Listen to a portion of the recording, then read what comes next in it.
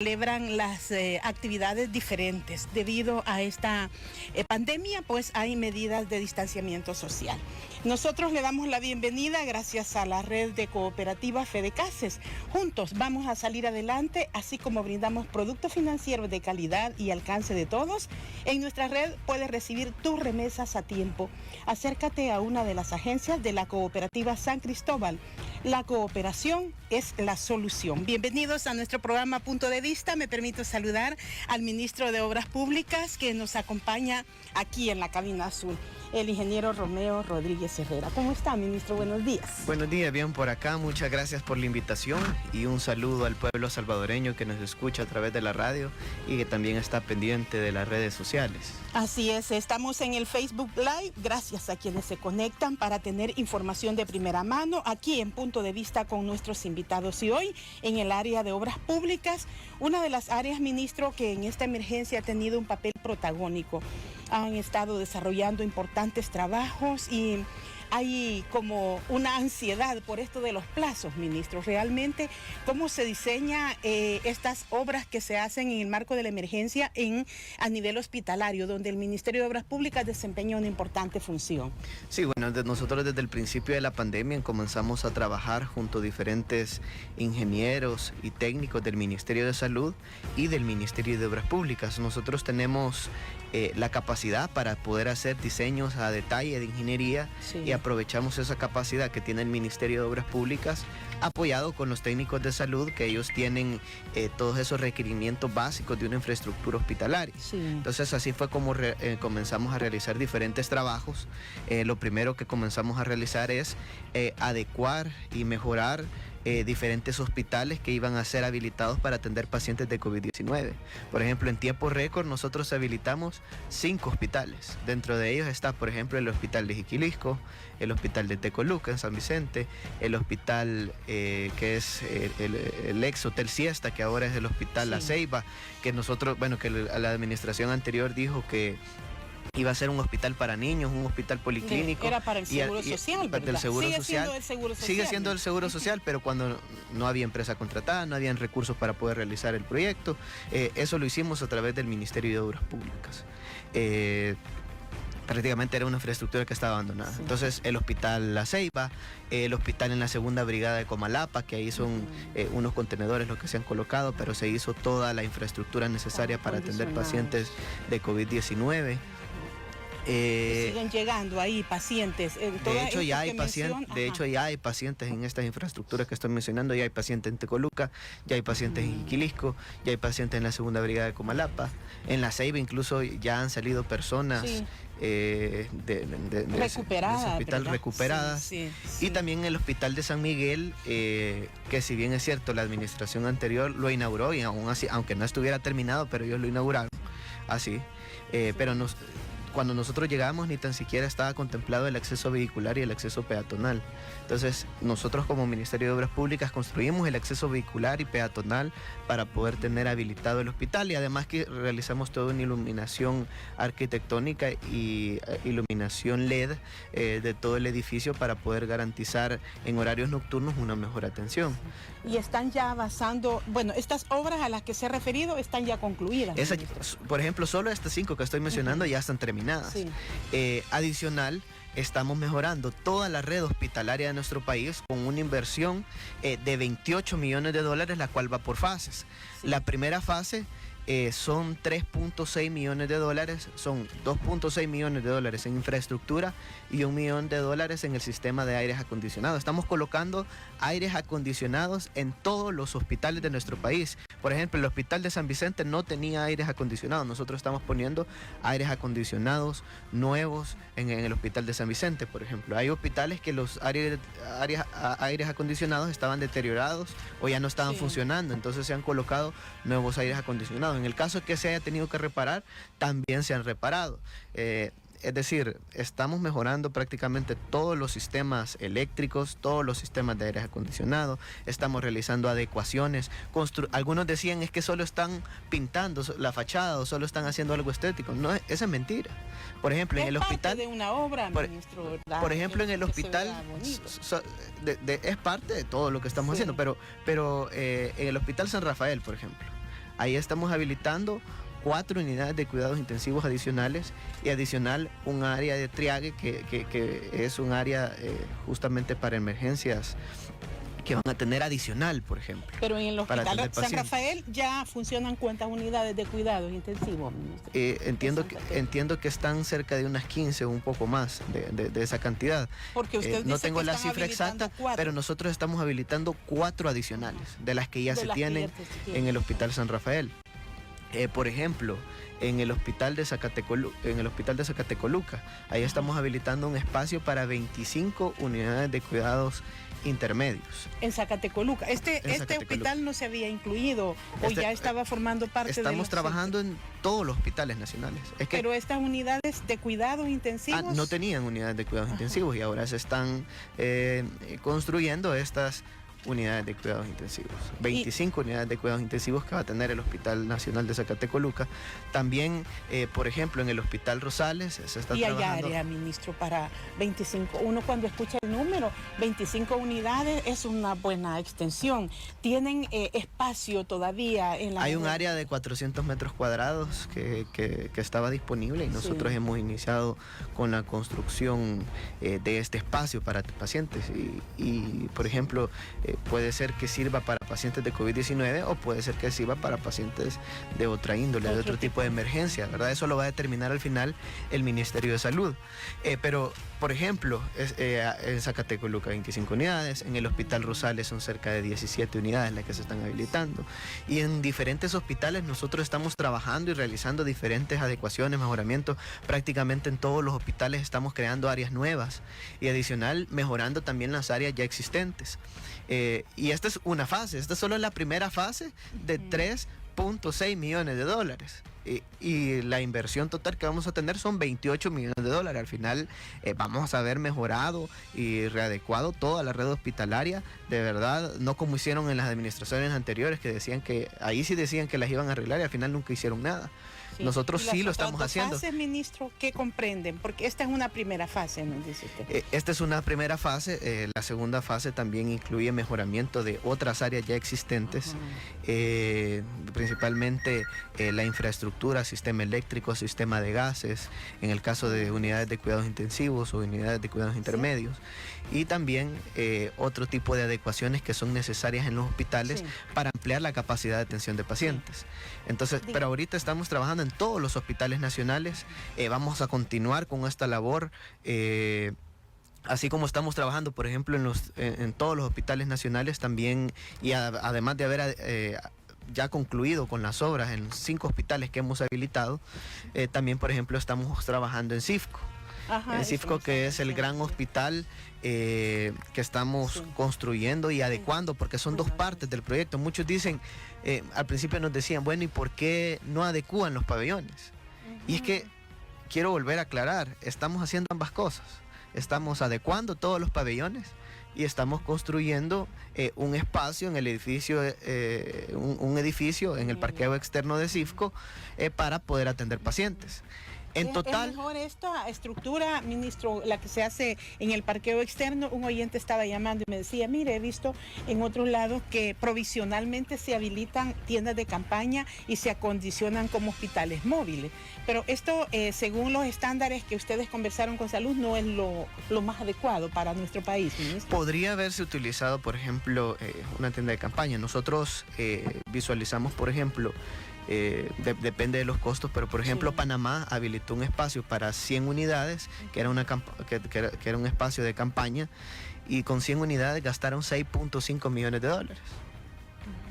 Por todo lo que requiere. Por todo lo que requiere, obviamente una parte es equipo y parte también infraestructura, ¿verdad? Y eso es una infraestructura móvil prácticamente, y son 6.5 millones de dólares para solo 100 personas. Nosotros priorizamos primero en los pabellones, que es la primera etapa, que le llamamos CIFCO 1, por ejemplo. Ahí nosotros estamos realizando la adecuación de todos los pabellones prácticamente.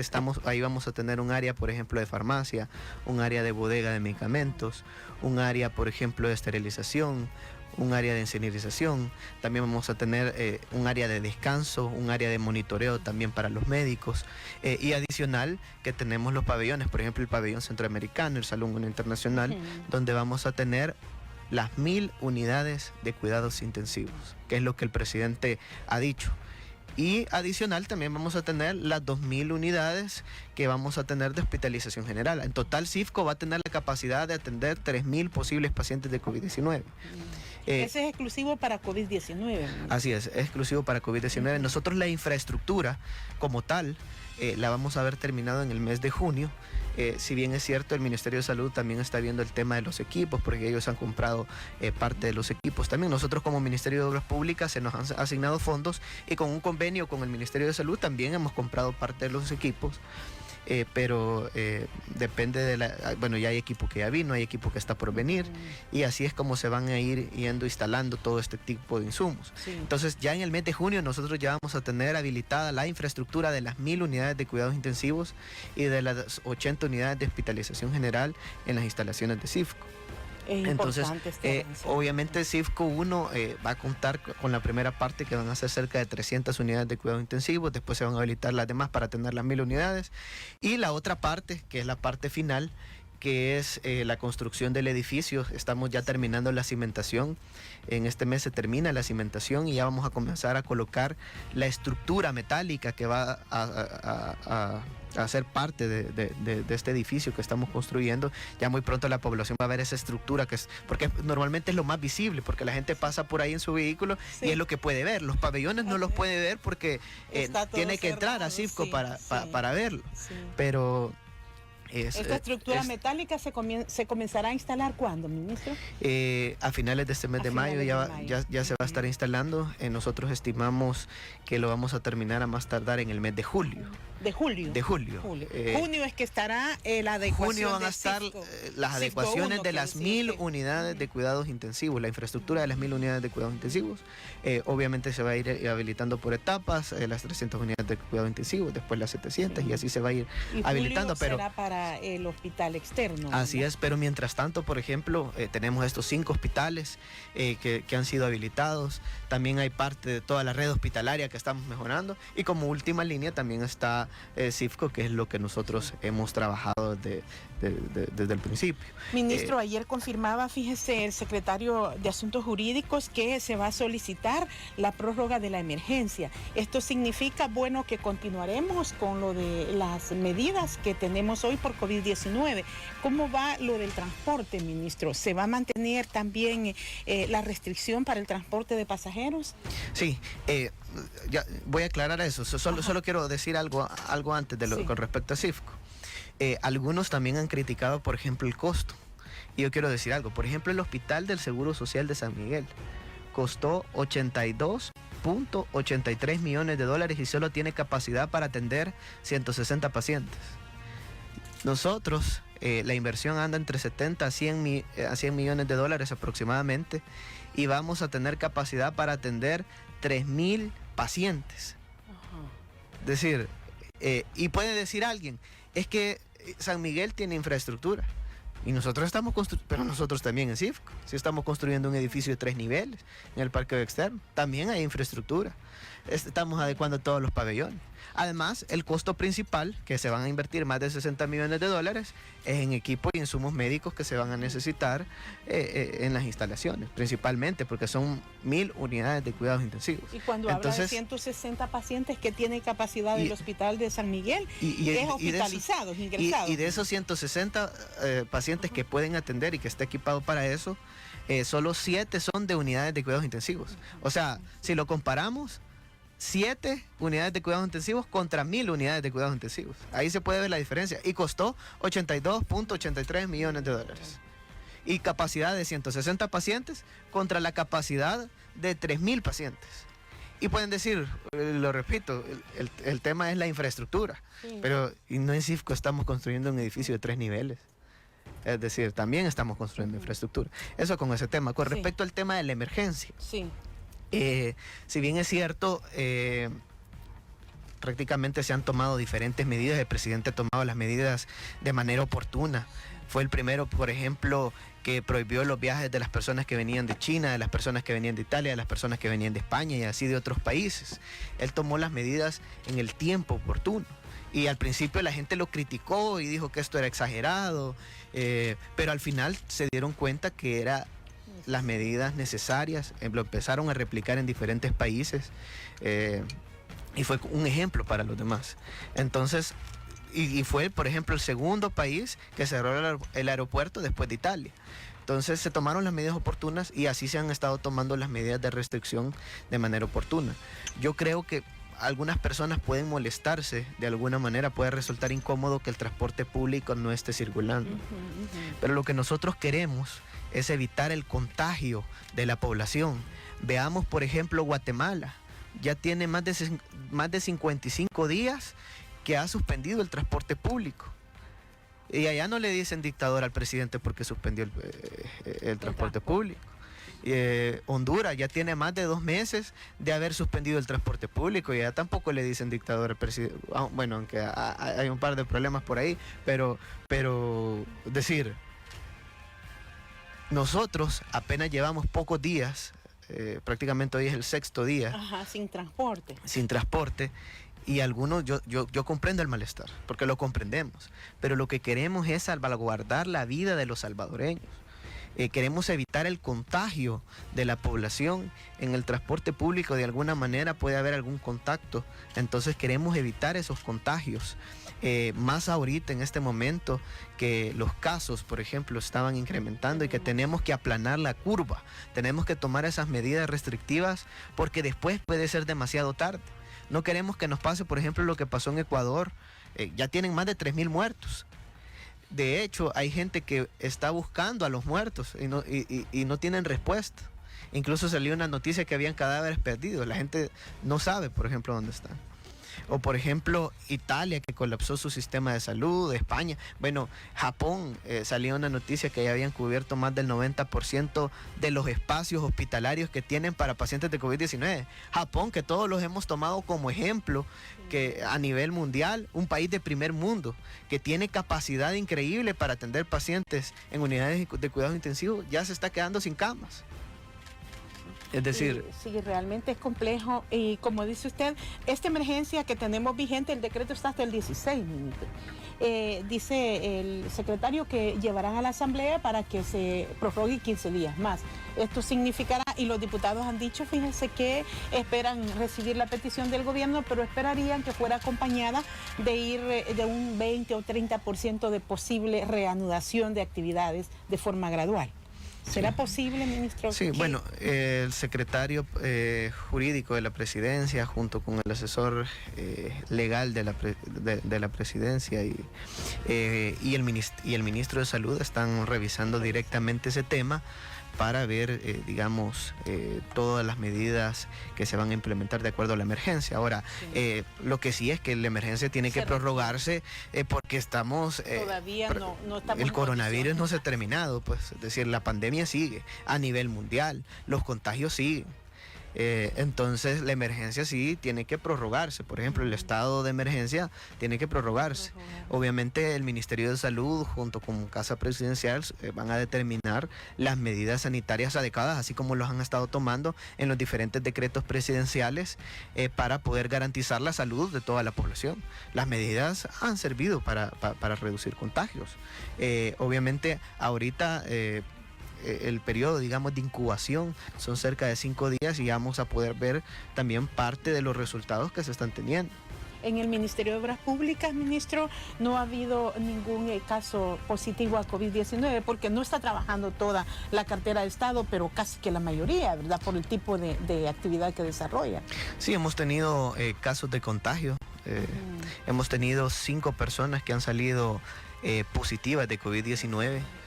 Son personas que estaban trabajando en diferentes áreas, principalmente administrativas. Sí. No hemos tenido ahorita, por ejemplo, de un trabajador de campo, de un auxiliar del Ministerio de Obras Públicas, no hemos tenido al menos una persona que ha resultado positiva de COVID-19. Lo que sí son personas que han estado trabajando en el área administrativa, que han realizado diferentes funciones, principalmente, ¿verdad? Entonces, estas personas están ya en hospitales. También se han atendido a los nexos epidemiológicos que tienen estas personas y se les está dando y brindando toda la atención de salud necesaria por medio del Ministerio de Salud para poder garantizar la salud de cada uno de ellos. Los 5 son asintomáticos, no tienen síntomas, digamos, obviamente dentro de la enfermedad está más o menos que un 80% de las personas son asintomáticas, y en este caso estas 5 personas del Ministerio de Obras Públicas que han sido contagiadas de COVID-19 y que están en primera línea atendiendo el tema de la emergencia, son asintomáticas y están totalmente estables, y primero Dios se empiezan a recuperar lo más pronto posible. Las 7 de la mañana con 20 minutos, el ministro de Obras Públicas es nuestro invitado de hoy en el programa Punto de Vista. 7 de la mañana con 28 minutos en la poderosa radio cadena YSKL. Le recordamos que nuestro programa está en el Facebook Live para que usted también pueda seguirnos. Gracias por estar conectados con nosotros. El ministro de Obras Públicas se encuentra en la cabina azul. Nos ha explicado ya parte de este amplio trabajo que continúan desarrollando. El ministro Rodríguez Herrera. Ministro, usted integra el comité, o integraba, ya me va a explicar cómo queda esta figura, del comité de supervisión en el caso de la deuda que autorizó la Asamblea Legislativa para la ejecución de los 2.000 millones de dólares. Este comité está integrado, además de las gremiales empresariales y la academia que han renunciado, por funcionarios de gobierno. ¿Cómo queda el comité, ministro? Sí, bueno, con respecto al comité, aquí se van a ver 2 temas principales. Uno era el tema de la emergencia de la pandemia de COVID-19, y el otro era el tema de la reactivación de la economía como tal. Nosotros estamos integrados por una buena parte del gobierno, el Ministerio de Obras Públicas, Ministerio de Hacienda, Ministerio de Economía, Ministerio de Turismo. Estaba ahí el secretario privado de la presidencia, quien era, digamos, el que presidía, digamos, él era el coordinador, ¿verdad? O lo presidía el comité. Sí, el que presidía el comité. Era el coordinador, y adicional parte de las gremiales, empresariales, y también de la academia. De la academia, sí. Ellos prácticamente de una manera extraña presentaron su renuncia porque no teníamos ni la idea que iban a renunciar, pero vienen y renuncian. Nosotros todavía nos hemos quedado un poco extrañados, y principalmente porque han hablado bastante sobre el tema de la transparencia, que hay falta de transparencia. Sí, la Contraloría Social. Y yo quiero aclarar esto desde 2 puntos. Por ejemplo, si lo vemos desde los fondos que íbamos a recibir, que eran 2.000 millones de dólares, y que de esto la Asamblea Legislativa determinó que el 30% fueran para las alcaldías, que son 600 millones de dólares de los 2.000 millones, y que iba a ser a discreción de las alcaldías, yo creo que primero que desde ahí estaba mal, desde la Asamblea Legislativa, pero veámoslo del otro punto. De esos 2.000 millones que la Asamblea autorizó para que se negociara. Sí, para ir a buscarlos. Autorizaron para ir a buscarlos. El gobierno de El Salvador no ha recibido ni un centavo, nada. $0 porque todavía de los 2.000 millones de dólares. No se ha llegado a obtener ese financiamiento. No se ha llegado a obtener ese financiamiento, pero ¿cómo nos van? Hay algunas partes. Pero este es el punto, ¿cómo nos van a decir que hay falta de transparencia cuando ni tan siquiera hemos podido ejecutar nada, porque nada de los 2.000 millones de dólares? Porque, por ejemplo, la red de hospitalaria, los 5 hospitales que hemos habilitado y todo lo que hemos estado trabajando han sido de 2 fuentes. Uno, del Fondo General de la Nación, que ha sido fondos reorientados del Ministerio de Obras Públicas y de otras carteras, y todos los equipos y insumos médicos que se han comprado. Y también de los fondos FOPROMID, que son para emergencia justamente. Sí. Pero de los 2.000 millones de dólares no hemos recibido ni un centavo. Entonces, y por ende, como no hemos recibido ni un centavo, no se ha ejecutado ni un centavo de los 2.000 millones de dólares. Pero ¿no será que una vez que se obtenga el financiamiento, ministro, estas reorientaciones van a volver, estas especies de transferencia? O sea, una vez yo tomo, por ejemplo, de turismo, tantos millones, y una vez recibo parte del préstamo, le devuelvo a turismo, y ¿no será que no se entrelaza ahí? Veámoslo por partes. Como no hemos recibido ni un centavo, no se ha ejecutado nada, no se ha hecho nada. Entonces, digamos, como no hay dinero, no podemos decir de que hemos hecho algo. Vea, no se ha tomado el bono de $300. No, pero eso se entregó de reorientación de fondos.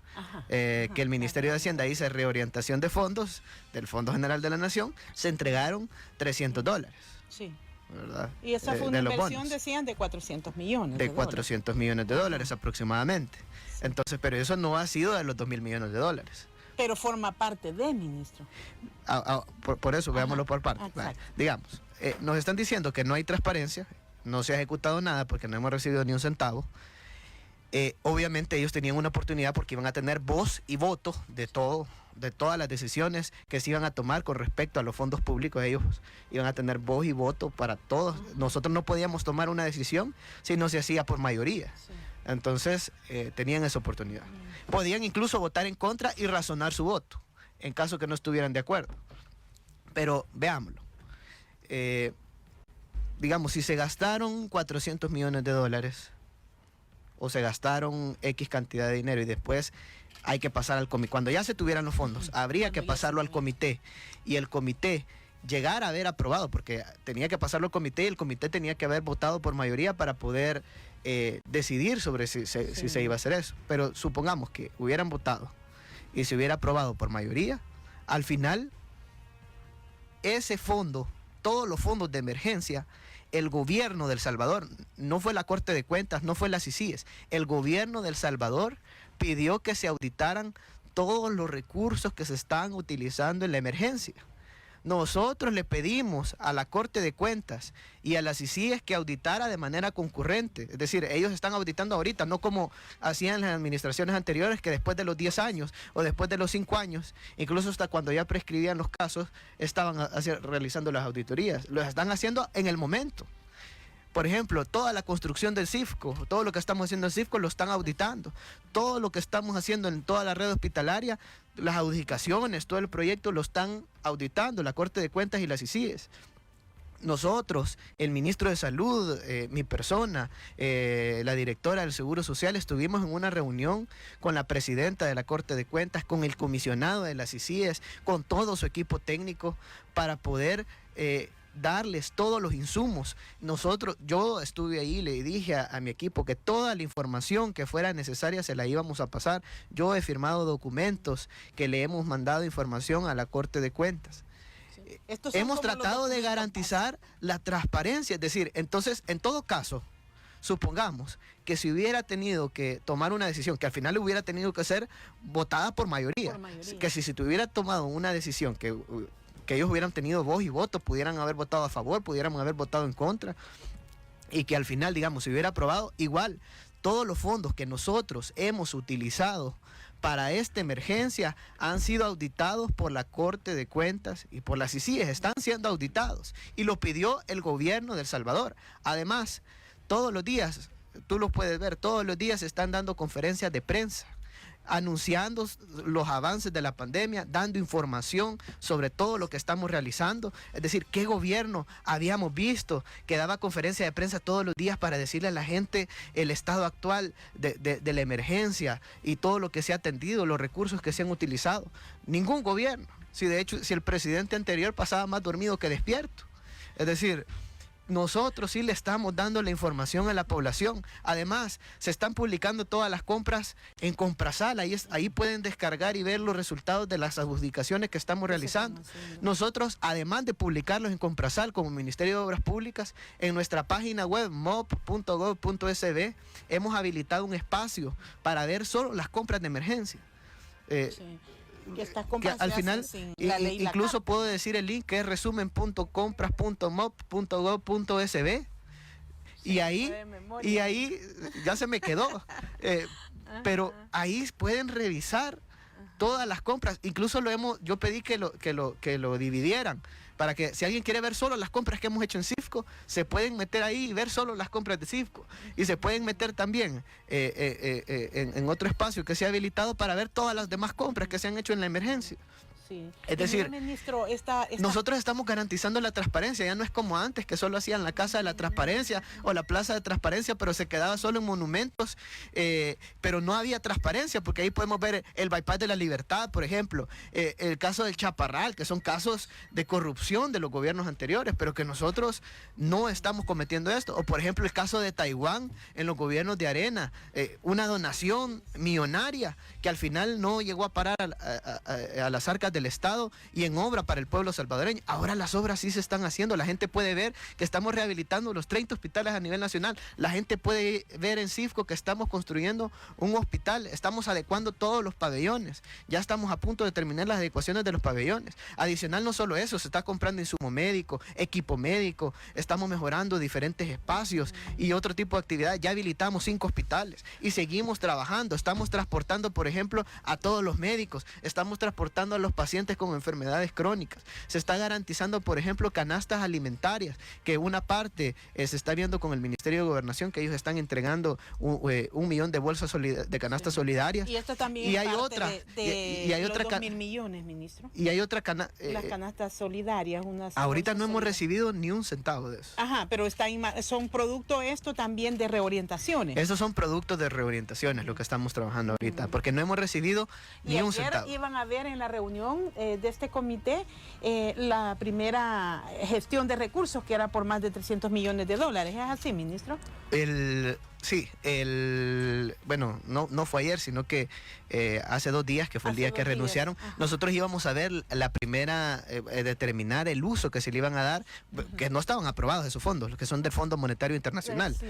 No están aprobados, porque después hay que pasarlo otra vez a la Asamblea Legislativa y ellos tienen que aprobar eso. Es decir, se iba a determinar en el comité el uso de esos fondos. Y ellos igual no estuvieron en esa reunión y tampoco ese mismo día si ellos no están, renunciaron. El día que se iba a tomar la primera decisión, ese mismo día renunciaron. Y si ellos no están representados, el comité no puede tomar una decisión. Sí, eso es lo que se está analizando legalmente por parte de la Secretaría Jurídica, pero como te digo, al final, si nosotros estamos garantizando la transparencia, y eso está de hecho en las actas, incluso hablaron ellos de las actas de 8 reuniones. Incluso el secretario de prensa subió algunos documentos de las actas que se habían hecho. Nosotros tuvimos cerca de 9 reuniones. En estas reuniones se les presentó, por ejemplo, yo estuve en la reunión cuando el Ministerio de Hacienda realizó un planteamiento de los 60 millones de dólares, de los 600 millones de dólares de las alcaldías. Lo que pasa es que los diputados dejaron a discreción el uso de estos fondos a las alcaldías. Entonces lo podían utilizar para contratar más personal, para comprar más vehículos, y no necesariamente esto iba a traducirse en bienestar para el pueblo salvadoreño. Entonces el gobierno de El Salvador, el ministro de Hacienda presentó ahí el plan para poder cambiar la forma en la que se iban a destinar estos fondos y después presentarlo a la Asamblea Legislativa, donde nosotros lo que queríamos hacer es reducir las brechas de desigualdades sociales, las asimetrías en municipios, en los fondos que iban a tener para la reconstrucción de la economía. Entonces, nosotros estábamos velando para que esos fondos de verdad llegaran al pueblo salvadoreño. Y ese fue un tema de los que se habló, por ejemplo, y hay una presentación que se les hizo. También se les hizo una presentación por parte del ministro de Hacienda de cómo, de dónde se iban a obtener estos fondos o dónde íbamos a buscar estos fondos, por ejemplo. Porque ellos hablaban de eso, de un plan para la distribución de recursos, con criterios propiamente técnicos. Sí, el Ministerio de Agricultura presentó un plan de soberanía alimentaria para nuestro país. Ellos escucharon ese plan de soberanía alimentaria, está incluso en una de las actas. Escucharon el plan de soberanía alimentaria que el gobierno estaba proponiendo y el gobierno fue el que solicitó que ellos nos escucharan ese plan para poderlo revisar con ellos. Escuchamos las opiniones de ellos, de hecho una de las personas hasta se ofreció a dar más insumos y nosotros con el mayor de los gustos les dijimos que se sumaran. Incluso ese mismo día se les dijo que iba a haber una reunión y que si querían llegar, que con gusto llegaran. Es decir, y yo estuve en esa reunión, yo escuché lo que dijeron. El plan de soberanía alimentaria, el plan para la micro, pequeña y mediana empresa, la reactivación que íbamos a tener con el tema del turismo, entre otros. La parte, se habló también del tema de las canastas alimentarias. sanitarias, entre otros. Entonces, se han hablado diferentes temas para reactivar la economía y diferentes cosas que nosotros íbamos a realizar también para la atención de la pandemia. El ministro de Salud les explicó la situación actual. Nosotros los escuchamos también a ellos. El ministro de Salud un día explicó toda la situación actual, cómo estaba todo el tema del COVID-19, las medidas que como gobierno hemos implementado. Y adicional, ellos llevaron a expertos para que nos presentaran diferentes temas, principalmente del COVID-19, sus pronósticos que tenían sobre los casos. Nosotros los escuchamos, obtuvimos toda la información, estuvimos dispuestos a cualquier otra persona que ellos pudieran decir que se sumara y que dieran explicaciones. Incluso ellos nos dijeron que tenían equipos técnicos y que si eso se podían sumar. Nosotros incluso les dijimos que sí, que no teníamos ningún problema y que los podíamos escuchar las veces que fueran necesarias. Si ellos nos hubieran preguntado, por ejemplo, que necesitaban más información o que se les volviera a haber explicado algún tema, con el mayor de los gustos se les hubiera explicado.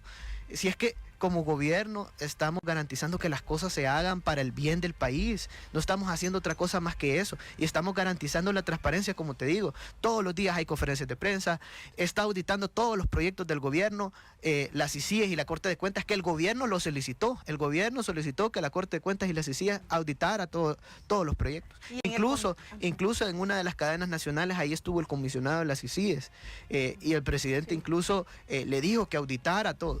Y que si alguien se robara un centavo, que él mismo se iba a encargar para que fuera a la cárcel. Incluso nosotros le pedimos también a la presidenta de la Corte de Cuentas, nos hemos reunido varias veces con el equipo técnico de ellas, les hemos presentado toda la información que sea necesaria. Es decir, estamos como gobierno garantizando la transparencia. Ningún gobierno había hecho lo que nosotros estamos haciendo. Y la gente puede ver todo lo que estamos haciendo, las obras, el tema del transporte que estamos invirtiendo, los traslados de nexos epidemiológicos, y todos los equipos y insumos médicos que se están consiguiendo. Y en el comité en algún momento, ministro, se habló, porque el rector de la UCA decía que había como 900 millones de dólares para cubrir deficiencias del presupuesto de 2020. La deuda fue aprobada para atención de la emergencia. Las deficiencias del presupuesto están también incluidas. Se habló en algún momento del comité sobre cómo cubrir estas deficiencias y destinar 900 millones de dólares, como él lo dijo. Como no había recursos, porque no estaban los fondos como tal, no se había pasado, digamos, como propuesta, digamos, en el comité para poder asignar recursos que no existían. Es decir, ¿cómo vamos a pasar a un comité, por ejemplo, una propuesta de asignar fondos? Por ejemplo, estos 900 millones de dólares, ¿cómo lo íbamos a pasar al comité? Hacienda lo había anunciado, dijo el rector. Sí, lo que pasa es que fue cosas de las que se habló en la Asamblea Legislativa. También ellos se les dio a conocer, tuvimos cerca de 2 o 3 comités solo para explicarles este tema también de lo que se había pedido en la Asamblea Legislativa. Pero nosotros, para presentarles a ellos la asignación de los recursos, la propuesta de asignación de los recursos, principalmente también para someterlos a aprobación teníamos que tener esos fondos. No teníamos los fondos, no teníamos ni un centavo. A la fecha no tenemos ni $1. Es decir, de los 2.000 millones de dólares no tenemos ni $1. Sí. Lo que hemos ejecutado son con reasignación de fondos. Y esas reasignaciones de fondos, todo lo que estamos ejecutando en la pandemia están siendo auditados por la Corte de Cuentas. Es que yo creo que no hay donde perderse. No estamos haciendo nada que esté fuera de la ley. Estamos tratando de que se garantice la transparencia. Aquí no va a pasar. Lo que pasa es que me imagino yo que algunos, como están acostumbrados a robar, piensan que vamos a hacer lo mismo. Entonces aquí no es como cuando estaba Arena, por ejemplo, que se robaron los 10 millones de Taiwán. Nosotros vamos a hacer las cosas como tienen que ser. Entonces, por ejemplo, en este tema, eso tenía que pasar por el comité. Si es que nada va a pasar, es decir, ellos no nos van a aprobar ningún recurso, ningún fondo, si no había sido aprobado por mayoría en el comité. Entonces, la verdad que ellos han perdido una gran oportunidad que tenían como de tener voz y voto con respecto a los fondos públicos. Ellos podían votar incluso en contra. Si ellos estaban en contra de alguna decisión, ellos podían votar en contra y razonar su voto y no pasaba nada. Incluso manifestar y decirle a la población por qué votaron en contra, si eso no había ningún problema. Ministro, estamos en un momento difícil, pero fíjese que ayer vimos una distensión entre el sector privado luego del mensaje del presidente Nayib Bukele.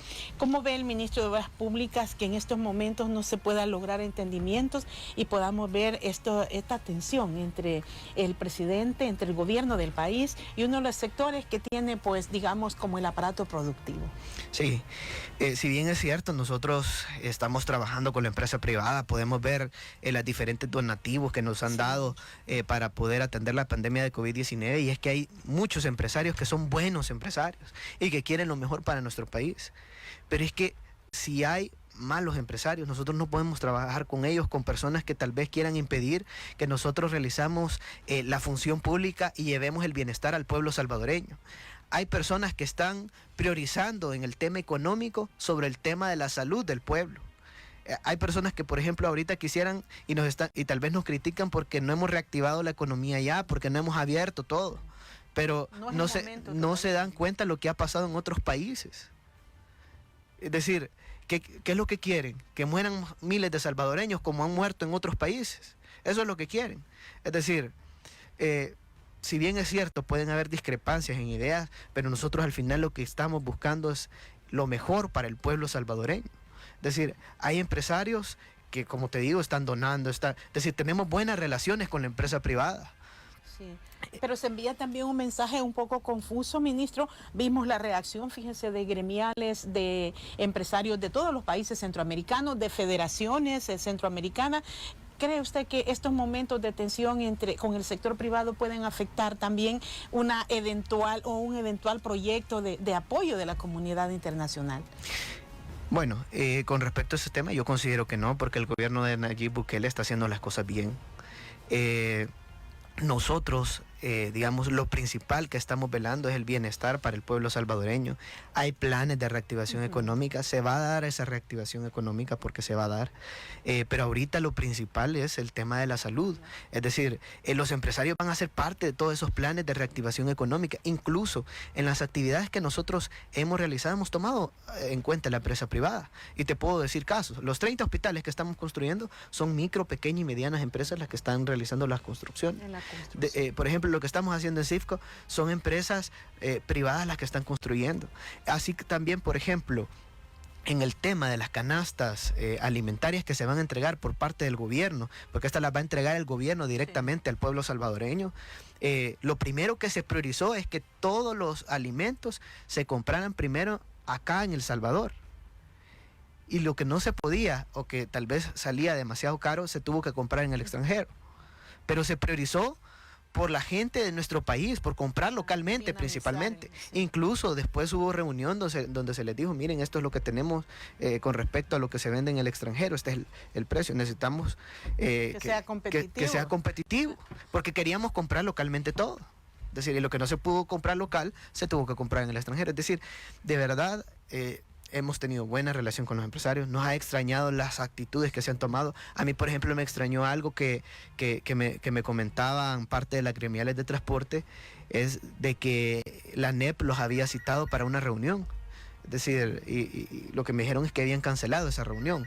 Eso fue lo que me dijeron parte de los gremiales. Entonces, me parece extraño algunas actitudes que puedan ser que se estén tomando, que pueden ser más políticas que en realidad garantizar el bienestar del pueblo salvadoreño. Sí, de hecho, también se suspendió una reunión que tenía la Cámara de Comercio ayer con autoridades del gobierno. Como dice usted, estas señales no favorecen esa eventual reactivación económica que tenemos a futuro y donde gobierno y sector empresarial serán estratégicos para lograrlo. Es que pueden haber discrepancias. Por ejemplo, hay grupos que pueden estar a favor nada más del crecimiento económico y del bienestar para ellos, o para que se genere más riqueza, o etcétera. Pero nosotros ahorita lo que estamos velando es el bienestar de la mayoría de la población, de la salud del pueblo salvadoreño.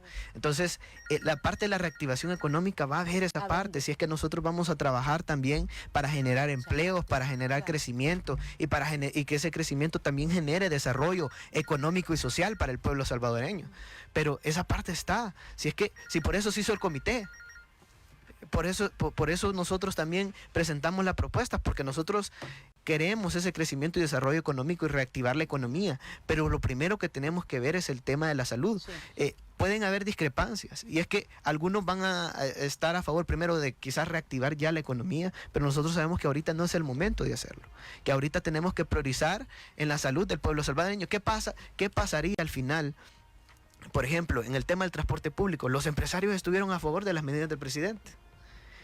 que no circulara el transporte público, porque no está circulando y no se les va a pagar el subsidio. De hecho, del ahorro que vamos a tener del subsidio es que nosotros vamos a pagar el combustible y el motorista. De los que están trabajando hoy. De los que están trabajando. Y quien está administrando a las unidades que están trabajando, porque el transporte público está prohibido. Sí, quien está administrando es el gobierno. Es decir, y a las unidades que están circulando tampoco se les va a pagar subsidio. Nosotros lo que vamos a pagar es el motorista y el combustible. Entonces, pero lo que quiero decir es, incluso ellos estuvieron a favor. ¿Y por qué estuvieron a favor? Si es que ellos saben, por ejemplo, que si se enferma la población, al final se va a reducir la actividad económica, ya no necesariamente por las medidas de restricción, sino porque la gente está en los hospitales. Sí. Y aparte que el sistema de salud va a colapsar, tiene en riesgo hasta la vida de ellos. Cuidémonos. Entonces, ministro, gracias por habernos acompañado esta mañana aquí en Punto de Vista. Será en una nueva oportunidad, ministro. Lo estaremos llamando. No, gracias a ustedes por la invitación y un saludo al pueblo salvadoreño. Quiero reiterar que la mejor medida que nosotros podemos tomar es quedarnos en nuestras casas, evitemos salir solamente si es necesario, tomemos todas las medidas del gobierno, del ministerio.